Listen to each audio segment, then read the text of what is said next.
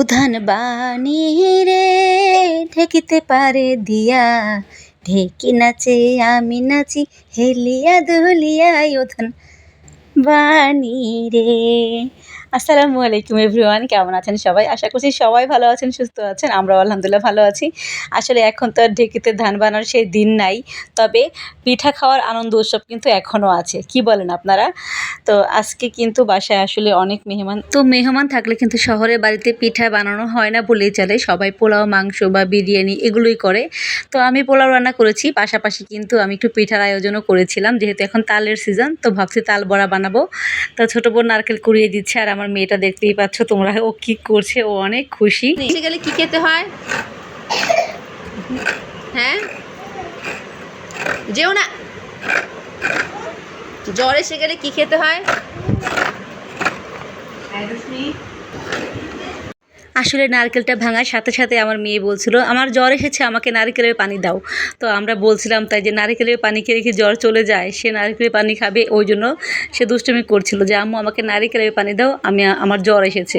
আসলে এখনকার বাচ্চারা অনেক চালাক, তাই না? আর চালাক হবেই বা না কেন, ডিজিটাল যুগের ডিজিটাল বাচ্চা এরা আসলে আমাদের সাথে অনেক চালাক। তো আমার হচ্ছে চাউলের গুঁড়িগুলো ডিপ ফ্রিজে রেখে দিয়েছিলাম, এই জন্য দলা পাকিয়ে গেছে। তো আমি চেষ্টা করছি দলাগুলোকে একটু ভেঙে ছাড়িয়ে নেওয়ার জন্য। ওইদিকে তাল রেডি করে রেখেছি, নারকেল করা হচ্ছে। তো সব কিছু মিলিয়ে কিন্তু আজকের আয়োজনটা ভালোই হয়েছে। দুপুরবেলা পোলাও মাংস ছিল, সেই সাথে মাছ ভাজা ছিল, ভাত ছিল। তো এখন পিঠা হবে। আমার মা অসুস্থ, তো সে শুয়ে আছে। আমরা কিন্তু তিন বোন একত্রিত হয়েছি। ভাইটা শুধু দূরে আছে, ভাইয়ের জন্য মন খারাপ লাগছিল। তবে কিছু করার নাই, ছেলে মানুষ আসলে বড় হয়ে গেলে, বিয়ে করলে তারা একটু মানে দূরে চলে যায়, বা তাদের কাঁধে সংসারের ঝামেলা চলে আসে। তাই জন্য তারা হচ্ছে আগের মতো সময় দিতে পারে না। তো যাই হোক, আমরা তিন বোন যখন একসাথে হই তখন কিন্তু আমাদের অনেক ভালো লাগে। খাওয়া দাওয়াটা বড় কথা না, তিন বোন একত্রিত হলে মনটাই ভরে যায়, সময়টা খুব বেশি ভালো কাটে। তো যাই হোক, আমার মেয়ে দেখেন নারকেল কোরানোর জন্য ও চেষ্টা করছে, ও বলতেছে আমি এমন করব। বাচ্চা মানুষ যেমন হয় আর কি। তো না, সবাই এমন হয় আমার মনে হয়। সবাই প্রত্যেকটা ভাই বোনই একত্রিত যখন হয় তখন কিন্তু মানে মনটায় আনন্দে ভরে যায়। কথায় বলে যে গাঙ্গে গাঙ্গে দেখা হয়, মানে নদীতে নদীতে দেখা হয়, কিন্তু বনে বনে দেখা হয় না বিয়ের পর।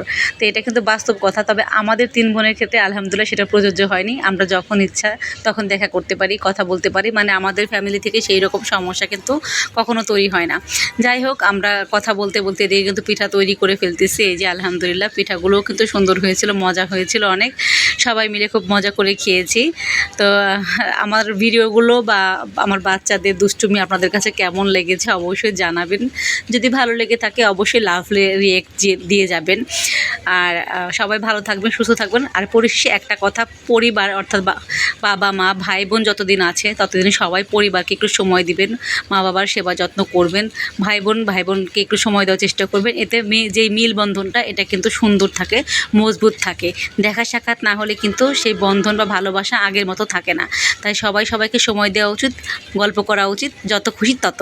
আল্লাহ হাফেজ।